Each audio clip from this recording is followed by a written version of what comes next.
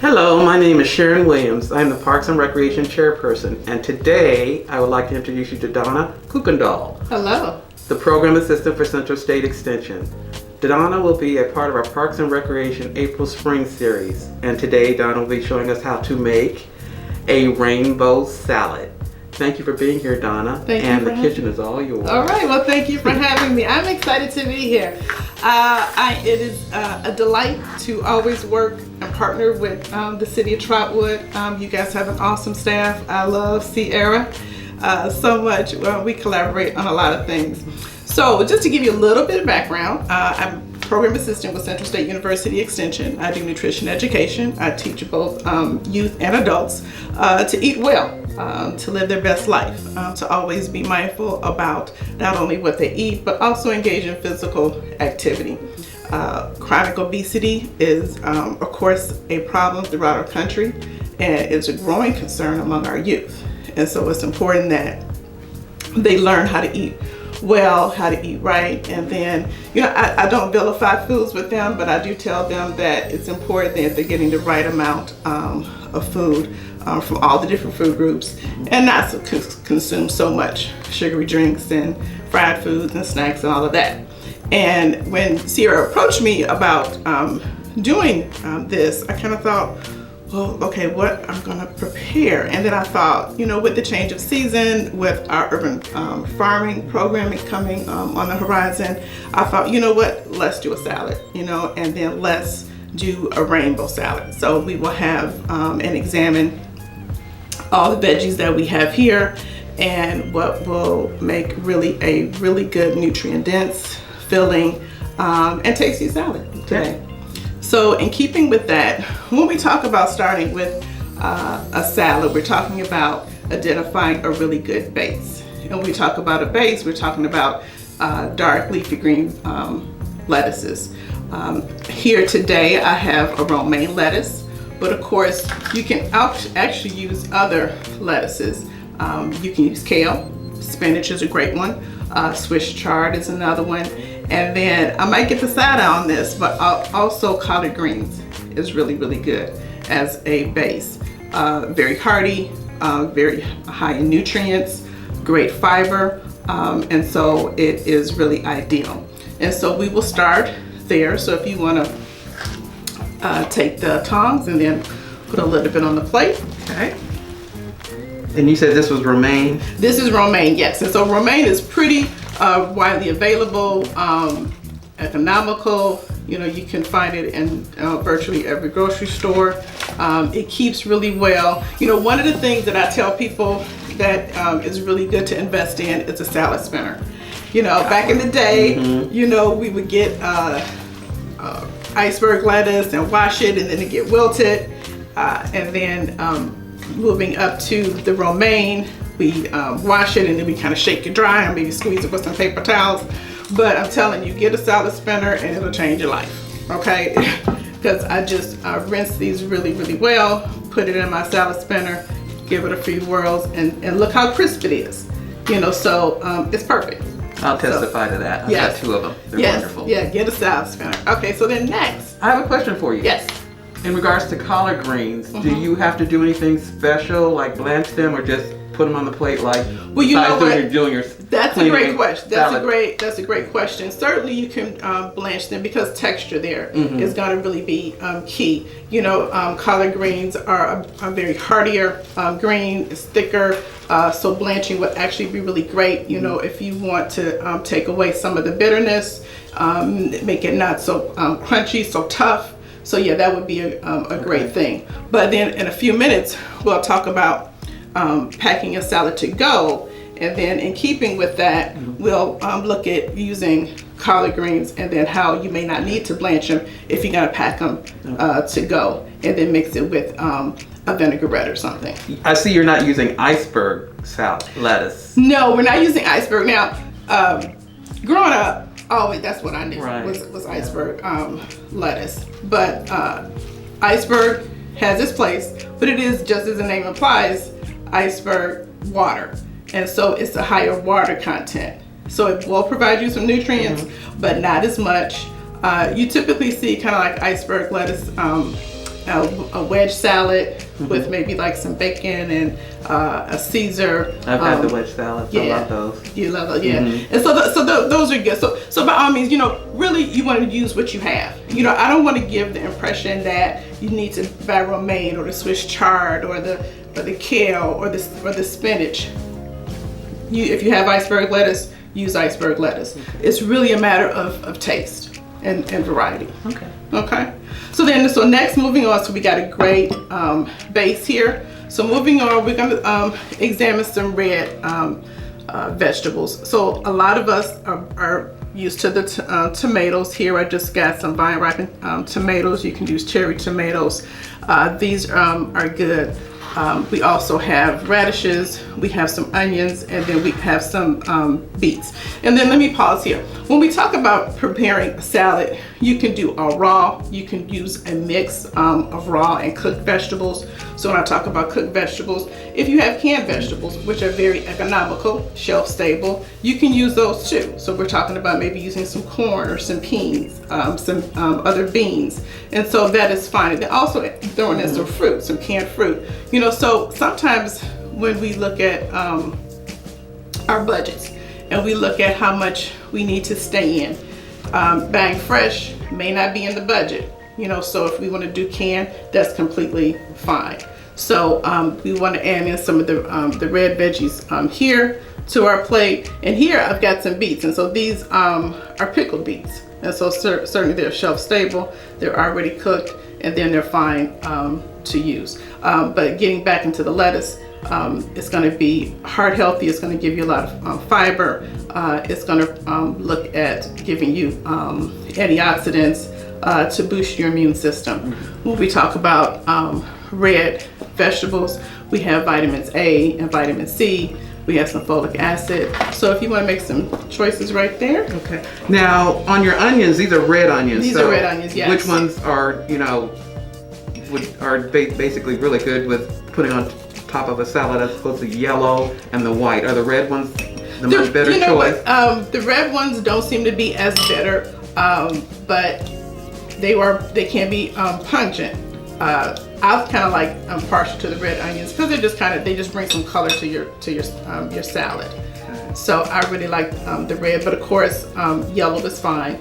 But you see, I think a lot of time when you go out to restaurants, you will see the red or the purple onion for that color. Because when you have a plate that is pretty, it's engaging, and then you're like, wow, this is nice. And it probably heightens your desire to eat more veggies. Okay.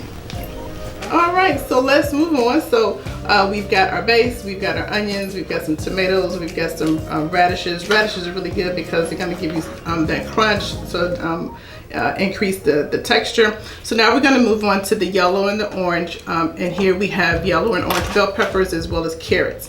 And they are great in lycopene, and so they contribute to eye health. And so they are ideal. So you want to make a selection there. All right.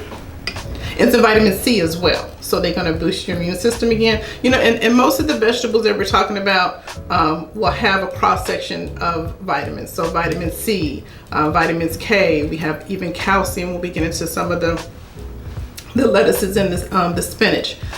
And so they are ideal. And right now it's important, a lot of people will say more importantly than ever, to boost our immune systems to keep ourselves healthy. I noticed you didn't put any green peppers. No, you know what? I did not do any green peppers because I've got the green lettuce and I've got the cucumber as well, the English cucumber as well as the broccoli and then the snow peas. And so I just kind of want to get some different colors in. But by all means, you use what you have. Okay. Okay. So we're going to move further and we're going to choose some green veggies. All right. So we got some that are really dense, like the broccoli, and then we have more that have like the water base and the way of the cucumber, and so that does mix up the texture, makes it really nice.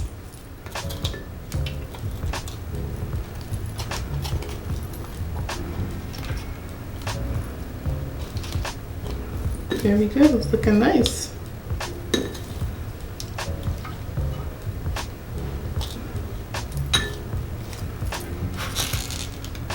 And here we have some snow peas. They are really crunchy, sweet. And that's one thing about you want to keep in mind. You kind of want to identify, you know, what you want your salad to taste like. Do you want to balance? Do you want it more savory and kind of tart, or do you want to mix it up with some something sweet? And those snow peas are going to bring some sweetness to the salad. There you go. Okay. So now we're going to move further down to the powerhouse. So generally speaking, when we talk about a salad, this is it, and this is fine. This is great.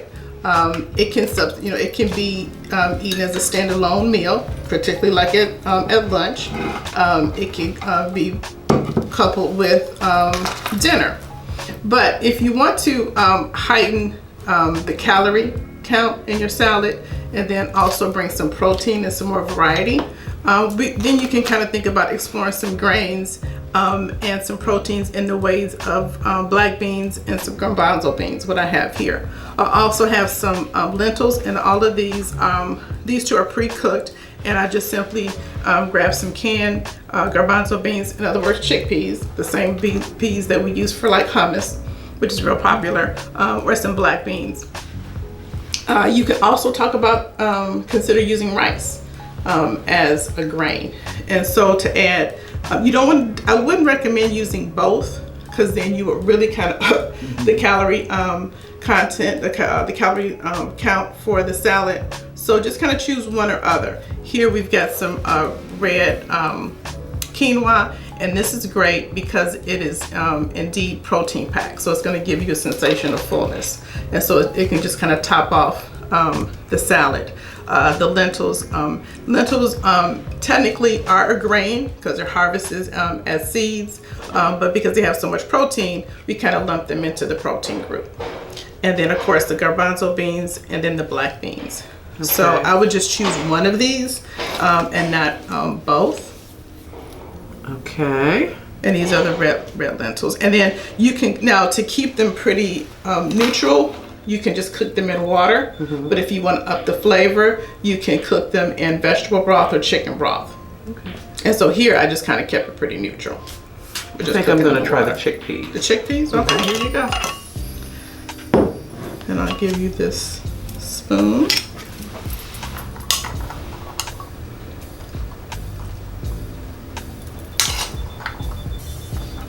Oops. Looks great. Okay. All right. So lastly, we look at dressings. And so I don't know if you've ever heard that a salad can be just as fattening as a cheeseburger or a fried chicken sandwich.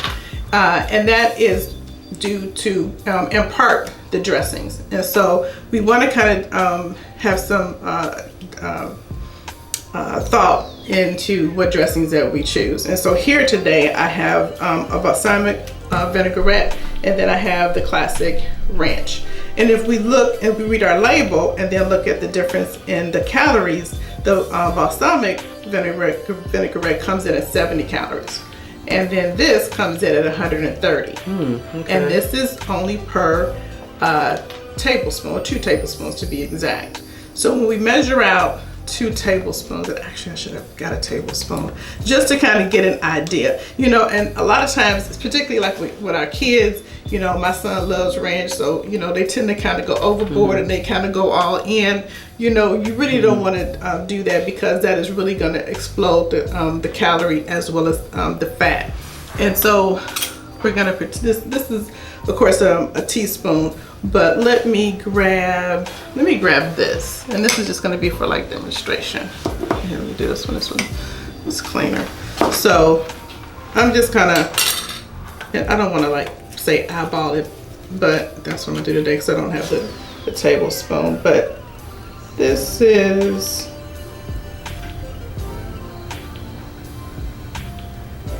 about 2 tablespoons. And then you think this, of course we've got our salad, for demonstration purposes, and ideally our salad wouldn't be this large, but this would be 130 calories. And so, and so that can be kind of, surprising. So we want to keep in mind that we want to be discriminate about a selection of our of our salad dressing. I kind of really like vinaigrettes. They can be sweet, they can be savory, but of course if you want something that's creamy, that's going to be a milk base, of course you want to go with maybe a Caesar or a ranch, or maybe even a Thousand Island.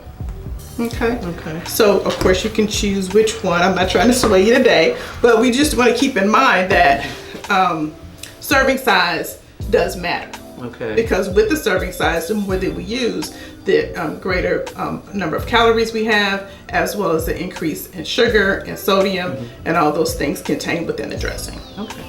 I think I'm gonna go balsamic. Yeah, I kind of like that. Good choice. So I'm gonna move these out the way.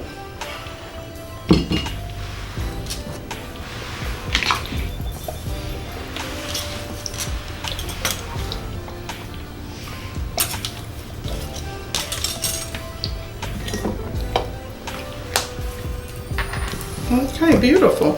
So we got enough to share.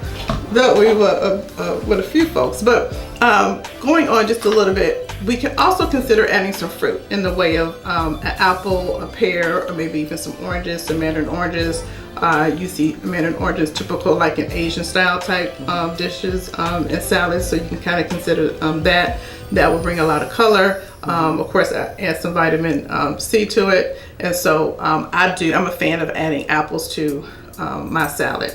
Another base I didn't think about is also cabbage. You can use cabbage as a base for salads, which is really great because it's real crunchy, and I love that. Okay. So before we go, I did want to share. So this would be a beautiful salad having it at home. But if you want to take this salad on the go to work or to an outing or whatever, you can consider using mason jars. Mason jars are ideal to pack your salad and keep it cool, keep it crisp, keep it protected, and then it looks nice too. So how we start off with a mason jar salad is that we just start with the dressing. The dressing goes at the bottom so that when we are ready to eat the salad, we open it up and then turn it upside down, and then our dressing covers all of our ingredients. So when you do a mason jar salad, you start with your base of dressing. Then you want to do your really dense veggies, like your carrots. Perhaps the broccoli would be another one. Your radishes, things that are not going to go mushy and transport until the time from the time that you prepare it to the time that you eat it. And then from there you just kind of go up, and then you can include other veggies like your tomatoes, your beets, and then moving into some of the grains and the quinoa, and then even your black beans or garbanzo beans, and then you end with the lettuce on top, and then just seal it up, and then it's ready to go. Okay. All right. Sounds good. Any questions? None for me. I'm ready to eat. Thank All right. you. Wonderful. All right. Well, enjoy. Enjoy. Thank you. And thanks for having me. All right. Thank you.